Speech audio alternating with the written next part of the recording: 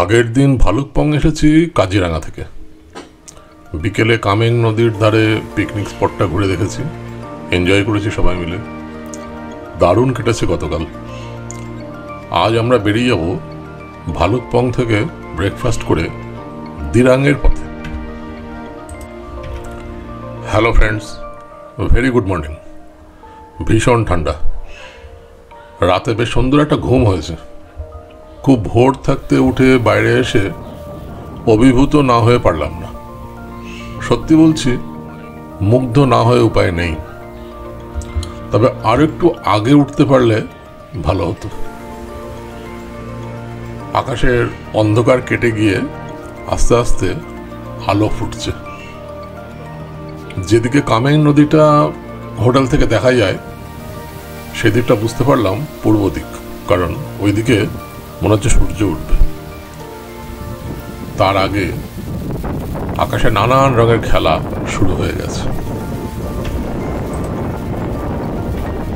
আমি বাইরে এসে ক্যামেরার ট্রাইপডটা বসিয়ে বেশ কিছু ছবি তুলে ফেললাম। চারিদিকে প্রচণ্ড হাওয়া বইছে, সেই সঙ্গে বাতাসের একটা তীব্র শব্দ, আশেপাশের গাছপালার পাতা ঝাপটানোর শব্দ, এসব কিছু মিলিয়ে ভোরের এই পাহাড়ি উপত্যকার শান্ত নিরিবিলি পরিবেশটাকে ভেঙে দিতে চাইছে। শহর থেকে কত দূরে শান্ত নির্জন এক পাহাড়ি গ্রামের ভোর আর একটা নতুন দিনের সূচনা।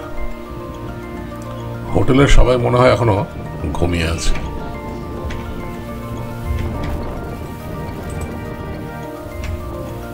ভালুকপংয়ে মোটামুটি ভালো কিছু হোটেল আছে, তবে আপনারা এই হোটেলটাও চুজ করতে পারেন, মানে মন্ডল গ্যাং। হোটেলের লোকেশন, সিনিক বিউটি, পরিষেবা মোটামুটি ভালো, অন্তত আমার ভালো লেগেছে। ডেসক্রিপশন বক্সে আমি হোটেলের ডিটেলস দিয়ে দিলাম, পারলে আপনারা কন্ট্যাক্ট করে আসতে পারেন।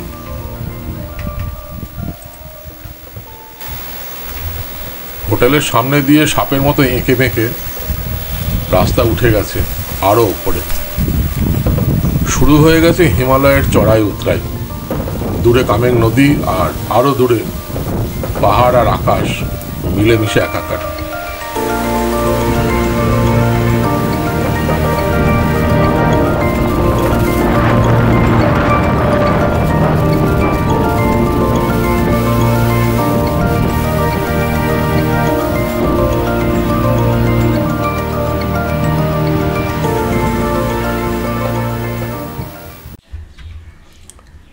কাল থেকে দেখছি একটা জার্মান শেফার্ড ডগ হোটেলে বেশ ঘুরে ফিরে বেড়াচ্ছে। বুঝতে পারলাম এটা হোটেলের মালকিনের। আমার সামনে দিয়ে বেশ কয়েকবার ঘুরপাক দিয়ে সোজা চলে গেল আমাদের রুমে। টিনার সাথে বেশ বন্ধুত্ব করে ফেলেছে।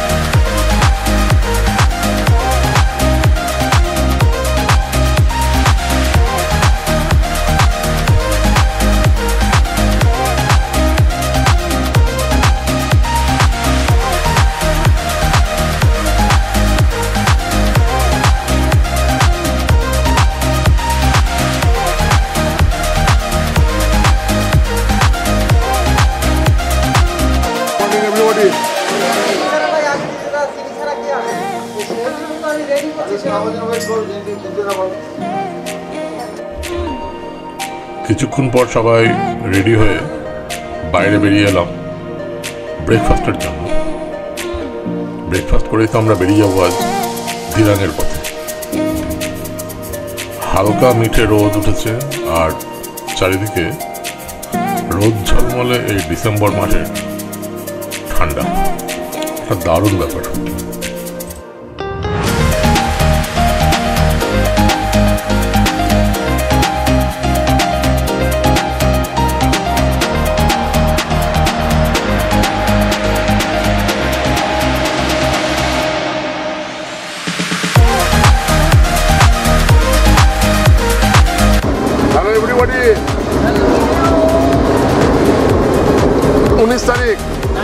ভালুকপং থেকে বেরিয়ে যাচ্ছি। Yes. Going to Dirang. তার আগে ভায়া বমডিলা আর কি দেখবো? অর্কিড ফার্ম আর মনেস্ট্রি দেখবো। ওকে, ব্রেকফাস্ট করে সবাই মিলে গাড়িতে গিয়ে উঠে বসলাম। ভালুকপংকে গুড বাই জানিয়ে দিরাংয়ের দিকে এগিয়ে চললাম। পথে আমরা দেখে নেব যাওয়ার পথে টিপি অর্কিড রিসার্চ ইনস্টিটিউট আর তারপর বমডিলা মনেস্ট্রি। আশা করছি বিকেল নাগাদ আমরা পৌঁছে যাব দিরাং, যা এখান থেকে আরও উপরে। এই টিপি অর্কিড রিসার্চ সেন্টার বা টিপি অর্কিডারিয়াম এশিয়ার মধ্যে বৃহত্তম একটা অর্কিডারিয়াম। এমনিতেই অরুণাচল প্রদেশ রাজ্যটাই ভারতের অর্কিড রাজ্য বলে পরিচিত। কিছুক্ষণ পর আমরা এসে গেলাম অর্কিড রিসার্চ ইনস্টিটিউটে। টিকিট কেটে ভেতরে ঢুকে পড়লাম। বিশাল জায়গা জুড়ে সুন্দরভাবে নানান প্রজাতির অর্কিড রাখা রয়েছে। কিছু অর্কিড তো বহু বছরের প্রাচীন, যার মধ্যে আছে বিরল প্রজাতির অর্কিড। সকাল 8টা থেকে বিকেল 4টে অবধি এই সেন্টার খোলা থাকে সকলের জন্য।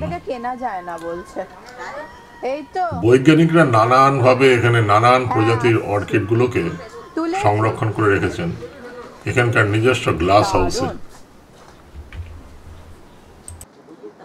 অতি যত্ন সহকারে নানান রকমের বিরল প্রজাতির নানান রকমের অর্কিডকে এখানে সংরক্ষণ করে রাখা আছে। পৃথিবীতে কত রকমের অর্কিড থাকতে পারে এখানে না এলে বিশ্বাস করা যাবে না।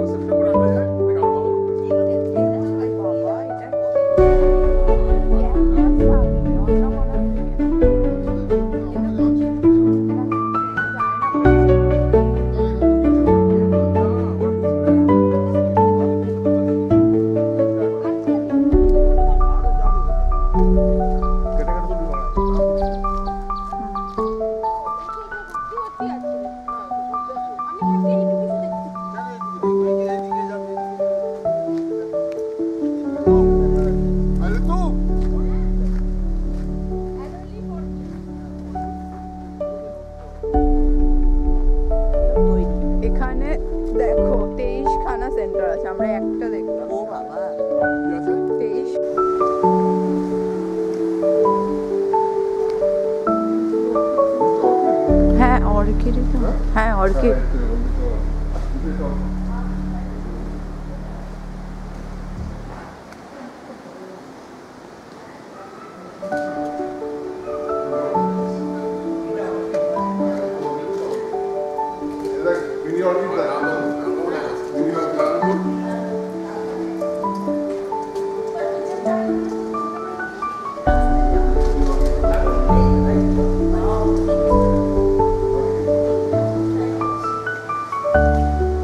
বাবা, এই হোয়াইট ফ্লাওয়ারটা কি সুন্দর, লাইট পিঙ্ক।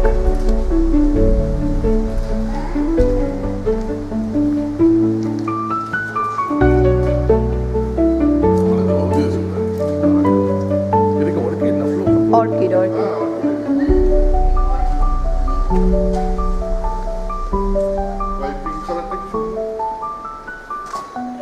এইটা চলো, এইটা দারুণ। এটা কি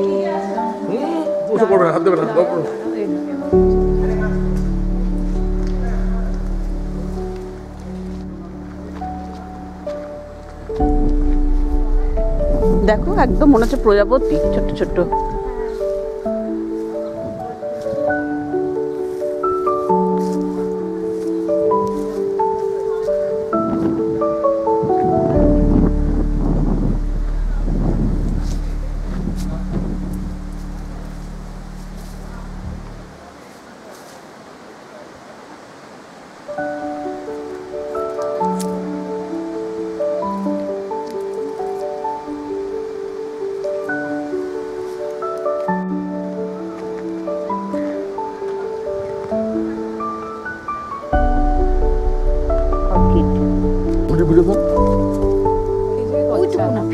চালা না না না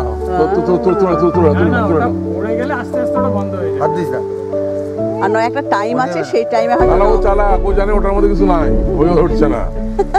ইয়ে স্কিনের একটা ইয়ে তুমি ওর মধ্যে চাউমিন দাও, মোমো দাও, সঙ্গে সঙ্গে নিয়ে নেবে, ও বন্ধ করে দেবে। যতক্ষণ তুমি ফ্লুইডে না পড়ছো ততক্ষণ হবে না।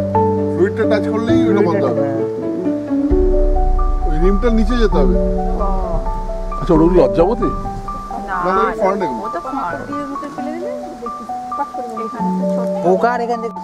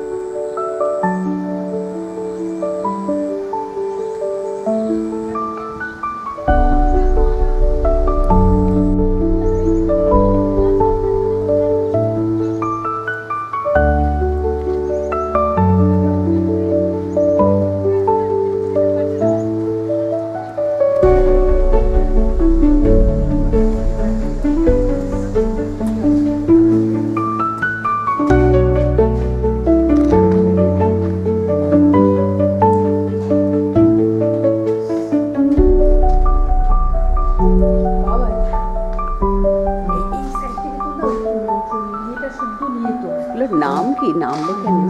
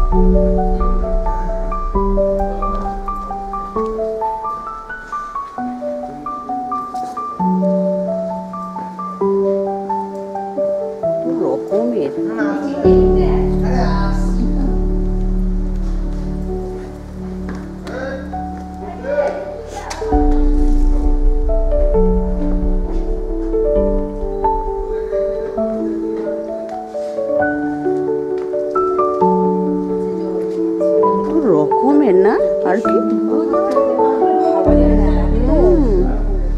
কালার না, মানে প্রকৃতির সৃষ্টি। আমি তাই ভাবি কিভাবে এটা হয়, এগুলো বলো। ন্যাচারালের মধ্যে এই পার্থক্য।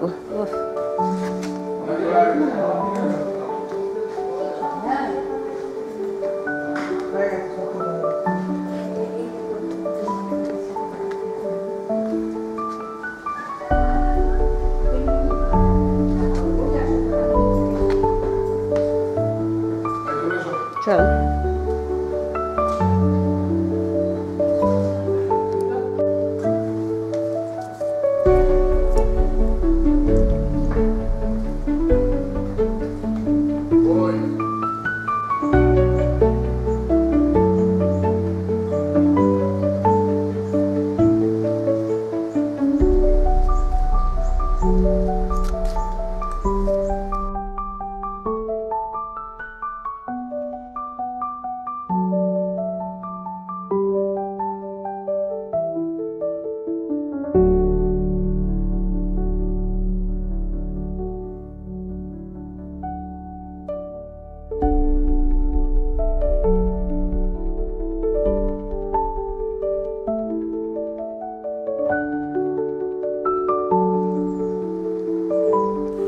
প্রায় ঘন্টা দেড়েক বেশি সময় নিয়ে আমরা অর্কিড রিসার্চ ইনস্টিটিউটটা ঘুরে ঘুরে দেখলাম। সত্যি বলছি, মন ভরে যাওয়ার মতন ব্যাপার। এত রকমের অর্কিড দেখবো আসার আগে বুঝতে পারিনি। বাইরে বেরিয়ে এলাম, মনে হচ্ছে যেন একটা অর্কিডের জগৎ থেকে যাই আমাদের নিজস্ব পৃথিবীতে ফিরে এলাম। অর্কিড রিসার্চ সেন্টার থেকে বেরিয়ে আমরা তাওয়াং রোড ধরে এগিয়ে চললাম দিরাংয়ের দিকে।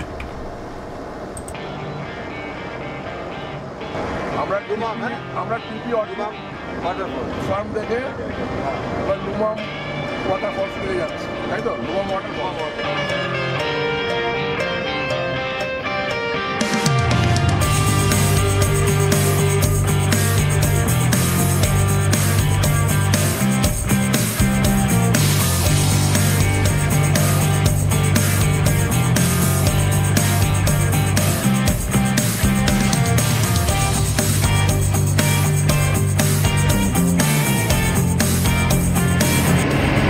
দিরাং 106, তাওয়াং 240, বাপরে, বমডিলা 64।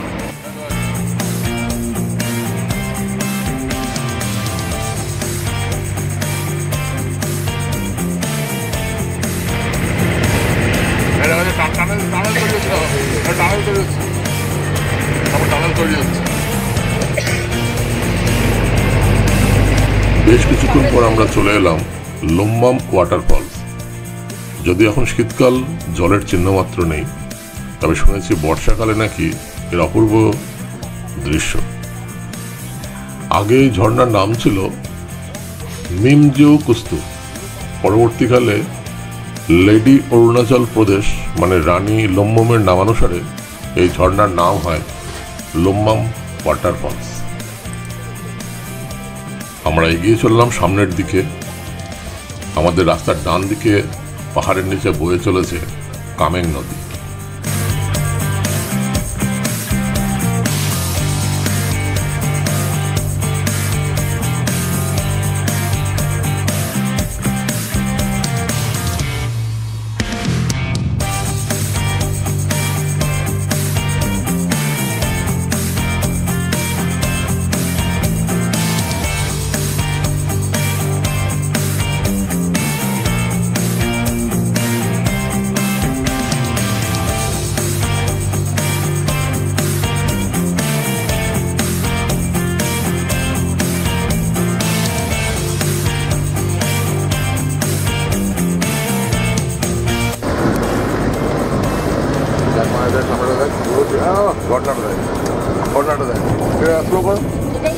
এইটাই ঝর্ণাটা, নিচে এটা তুমি নিচে পু ওয়াটারফল।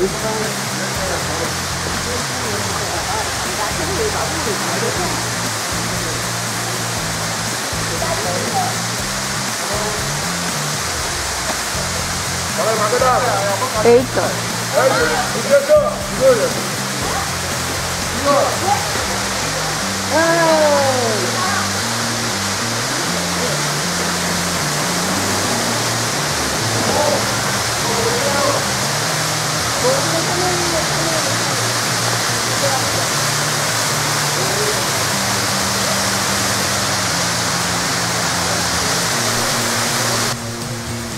আবার বেশ কিছুটা এগোনোর পর রাস্তার বাঁ দিকে দেখতে পেলাম নিচিফু ওয়াটারফলস।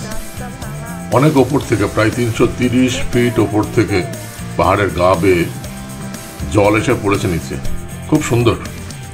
আমরা সবাই নামলাম, কিছু ছবি তুললাম, কিছুক্ষণ সময় কাটালাম, তারপর আবার এগিয়ে চললাম সামনের দিকে।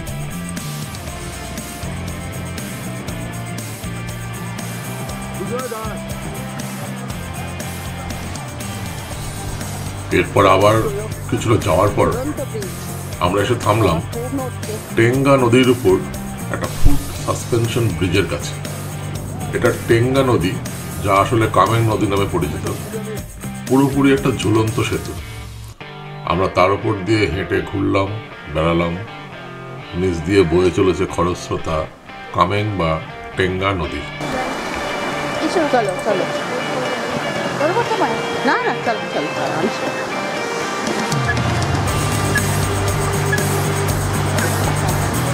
বাবা মাঝখান দিয়ে হাঁটো খুব নড়ছে।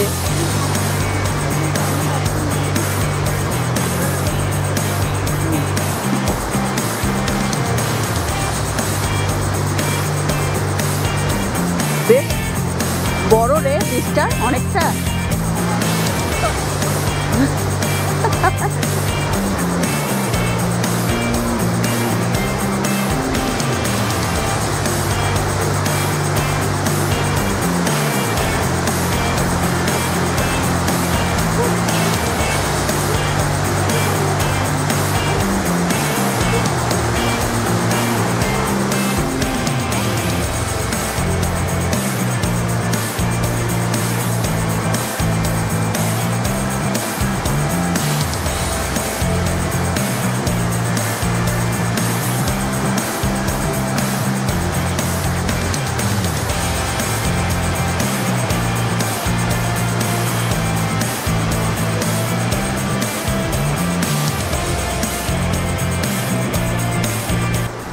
এই নদী হিমালয় থেকে অরুণাচলে কামেং নাম নিয়েই নেমে এসেছে, কিন্তু আসাম বা অন্য কোথাও সাধারণত এর নাম টেঙ্গা নদী।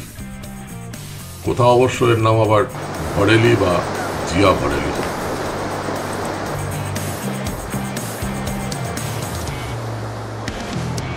ব্যাস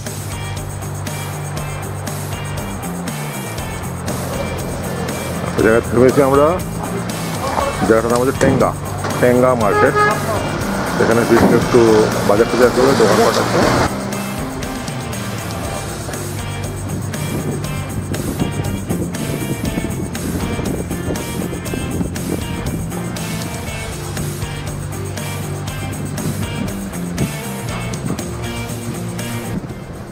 সাসপেনশন ব্রিজ দেখে কিছুটা এগিয়ে আমরা টেঙ্গা মার্কেট প্লেসে এসে দাঁড়ালাম। আমাদের ট্যুর ম্যানেজার কিছু কেনাকাটা করবেন। মোটামুটি একটা বাজার এলাকা বলা যেতে পারে। বেশ কিছু দোকান আছে, শাক সবজি ফল পাওয়া যায়। এছাড়া আছে কিছু স্টেশনারি ও ইলেকট্রনিক্স আইটেমের দোকান। মানুষের জীবনযাত্রা এখানে একটু অন্যরকম। দেখলাম এখানে অন্য ফলের মধ্যে কিউই পাওয়া যাচ্ছে, দাম বেশ কম। কলকাতায় তো এই কিউই আমরা অনেক বেশি দামে কিনি, কিন্তু এখানে এটা বোধহয় লোকাল ফ্রুট, তাই হয়তো দামের ক্ষেত্রে কিছুটা সুবিধে। আমরা কিছু কিউই কিনলাম, আর কিনলাম কমলা লেবু, কিছু কুকিজ আর কেক। রাস্তায় যেতে যেতে লাগবে। এখান থেকে আমরা কিউই কিনলাম, আর অরিত্র কমলালেবু কিনলাম, আর গ্রিন ভেজিটেবলসে ভর্তি। এবং দামও যে খুব একটা বেশি তাও নয়।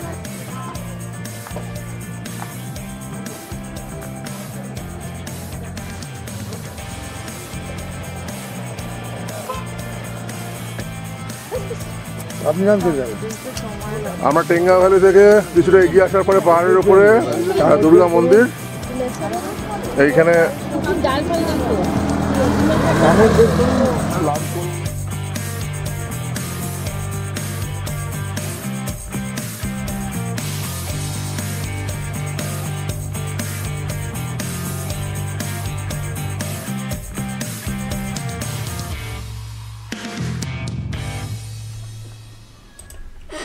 এরপর আমরা এগিয়ে গেলাম। তারপর পাহাড়ের গায়ে একটা দুর্গা মন্দিরের পাশে রাস্তার উপর দাঁড়িয়ে সেরে নিলাম আজকের লাঞ্চ। এখন দুপুর 2টো বেজে গেছে, রোদের তেজ কিন্তু বেশ কম, তার মানে ঠান্ডা বাড়ছে। লাঞ্চ করে আমরা সামনের দুর্গা মন্দিরটা একটু দেখে নিলাম। যদিও দুপুরবেলা মন্দিরের দ্বার বন্ধ। বাইরে থেকে দেখে সবাই ফিরে এসে গাড়িতে বসলাম, গাড়ি আবার ছেড়ে দিল।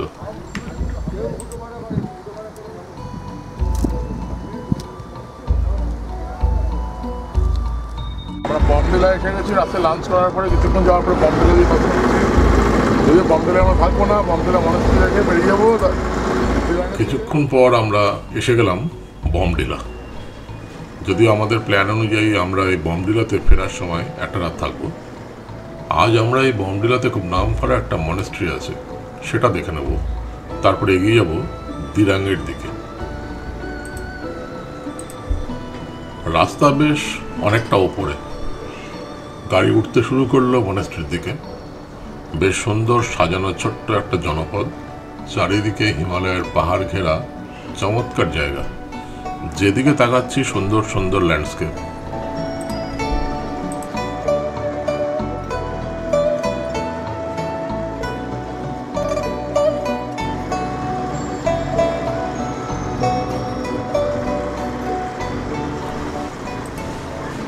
দিরাং থেকে বমডিলার উচ্চতা শুনলাম বেশি। উইন্টারে নাকি বমডিলাতে স্নোফল হয়, তার মানে আমরা এখন বমডিলাতে যাওয়ার জন্য উপর দিকে উঠছি, আবার বমডিলা থেকে দিরাং যাওয়ার জন্য কিছুটা নেমে আসব।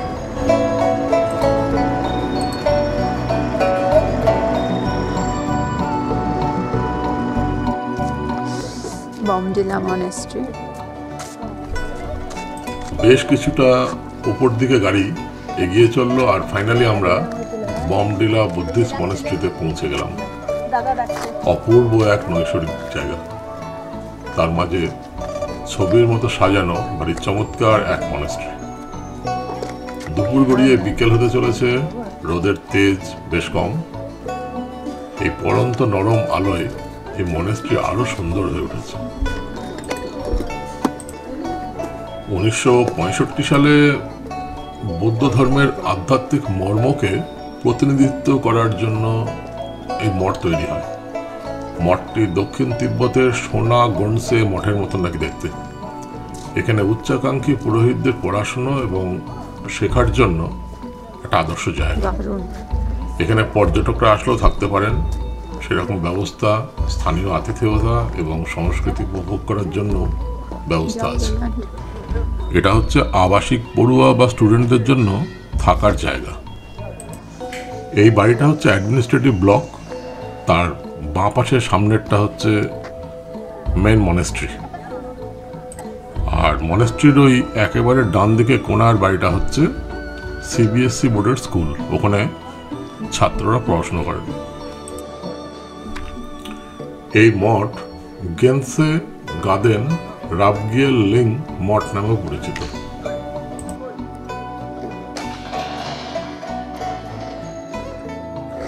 আর এই সুন্দর উপর দিকের ব্লকগুলো হচ্ছে স্টাফ কোয়ার্টার।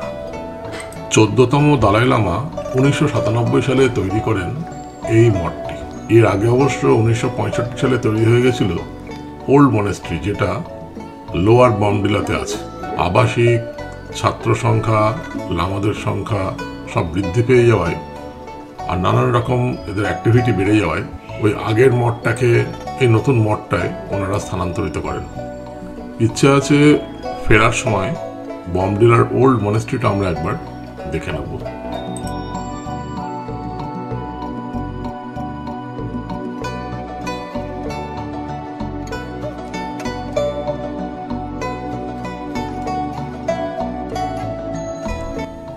আমরা ভিতরে গিয়ে দেখে এলাম বিশাল এক বুদ্ধ মূর্তি, আর তার দেওয়াল জুড়ে নানান রকমের অপূর্ব সব চিত্রকলা।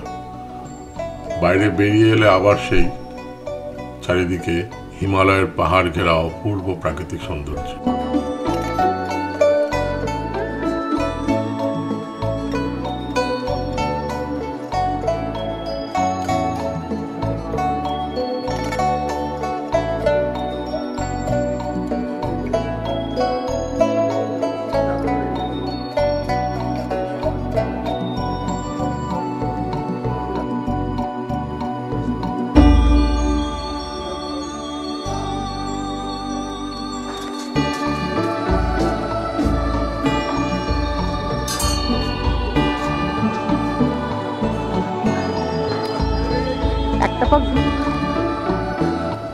বমডিলা মনেস্ট্রি দেখে আমরা এগিয়ে গেলাম দিরাঙের দিকে।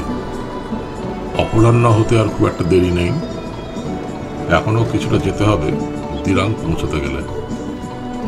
সত্যি অপূর্ব এই অরুণাচল রাজ্য, ভোরের আলোয় আলোকিত পাহাড়ের দেশ নামে পরিচিত। অরুণাচল প্রদেশ হল ভারতের সবচেয়ে প্রত্যন্ত রাজ্য এবং উদীয়মান সূর্যকে স্বাগত জানানোর জন্য প্রথম ভারতীয় ভূমি। বমডিলা থেকে দিরাঙের দূরত্ব মোটামুটি 37 থেকে 38 কিলোমিটার। বিকেলের আলোয় অপূর্ব অরুণাচলের পাহাড়ি পথ দিয়ে সূর্যাস্ত দেখতে দেখতে আমরা এগিয়ে চলেছি দিরাঙের দিকে। সন্ধে হতে খুব একটা বাকি নেই, সেই সাথে তাল দিয়ে বাড়ছে ঠান্ডা। ভালুকপং থেকে আজ আমরা সারাদিনে প্রায় 130 কিলোমিটার মতো পথ পাড়ি দিলাম।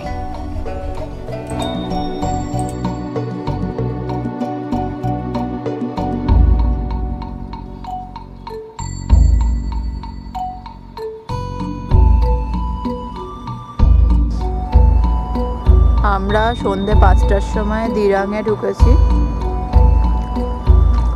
পাশেই দিরাং নদী, যেটা কামেং নদী এতক্ষণ দেখে আসছিলাম, সেটারই এখানে নাম দিরাং নদী। একদম রিমোট এরিয়া। তো দিরাং নদীর ওপর ব্রিজ ক্রস করে আমরা এদিকে এসেছি। আর আলটিমেটলি পার হয়ে গেল সন্ধে দিরাং পৌঁছতে। একটা অসাধারণ রিমোট জায়গায় আমাদের এই কটেজটা বুক করা হয়েছে। কটেজের নাম হলো দিরাং বুটিক কটেজ। সত্যি সুন্দর জায়গা। আমাদের গাড়ি অবশ্য এই কটেজের কাছে আসতে পারেনি। নদীর ওপারে একটা জায়গায় আমাদের গাড়ি পার্ক করে রেখে আমরা সবাই পায়ে হেঁটে একটা ঝুলন্ত লোহার সেতু পার হয়ে তবে এই কটেজে এসে পৌঁছেছি। আমাদের লাগেজ জিনিসপত্র হোটেলের মেয়েরাই টেনে এনে দিয়েছে। যথারীতি এখানেও সব মহিলারাই পরিচালিত। অসম্ভব ঠান্ডা। সবাই নিজের নিজের কটেজের জিনিসপত্র রেখে ডাইনিং হলে বসে আড্ডা মারলাম। আশেপাশে ঘুরে ঘুরে দেখতে লাগলাম এক সুন্দর কটেজটা।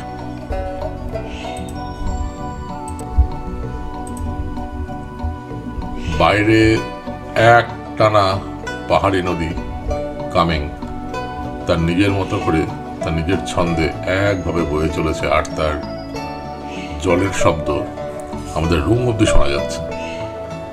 আলাদা আলাদা কটেজ, প্রতিটা কটেজে একটা করে রুম, সুন্দর গোছানো একটা করে ওয়াশরুম, বাইরে ছোট্ট সাজানো একটা ব্যালকনি, আর তার বাইরে রয়েছে কমলা লেবুর গাছ এবং অন্যান্য ফলের গাছে ভর্তি। এক কথায় অসাধারণ। সম্পূর্ণ রিমোট জায়গা। নদীর জলের আওয়াজ আর বাতাসের শব্দ, এছাড়া আর কিচ্ছু শুনতে পাচ্ছি না।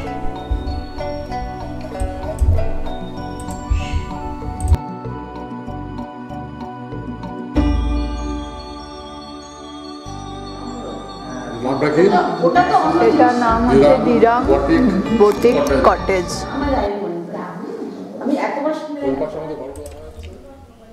আলাদা একটা ডাইনিং হল আছে, বেশ সাজানো, ওয়েল ফার্নিশড।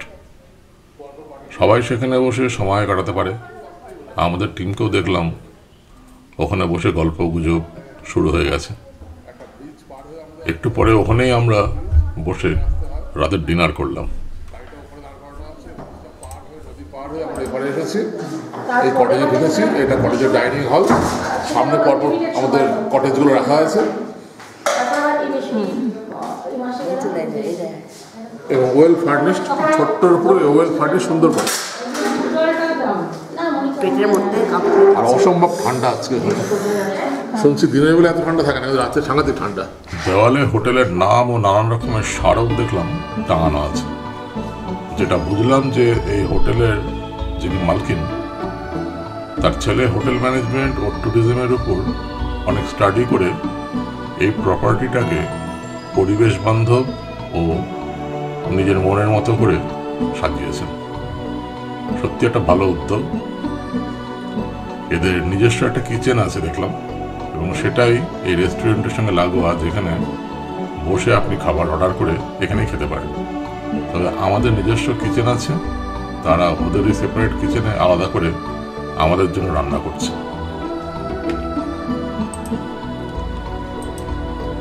এই বটিক কটেজটা সম্পূর্ণ মহিলা পরিচালিত। আমাদের রুম সার্ভিস থেকে শুরু করে অফিস অ্যাডমিনিস্ট্রেশন, হাউসকিপিং সবটাই দেখলাম মেয়েরা সামলাচ্ছে।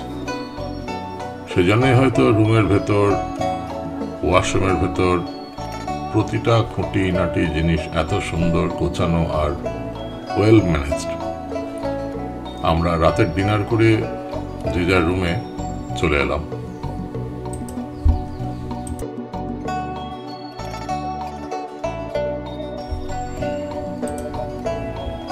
আজ রাত ও আগামীকাল রাত আমরা এই দিরাঙেই থাকবো। পরশুদিন আমরা চলে যাব তাওয়াং।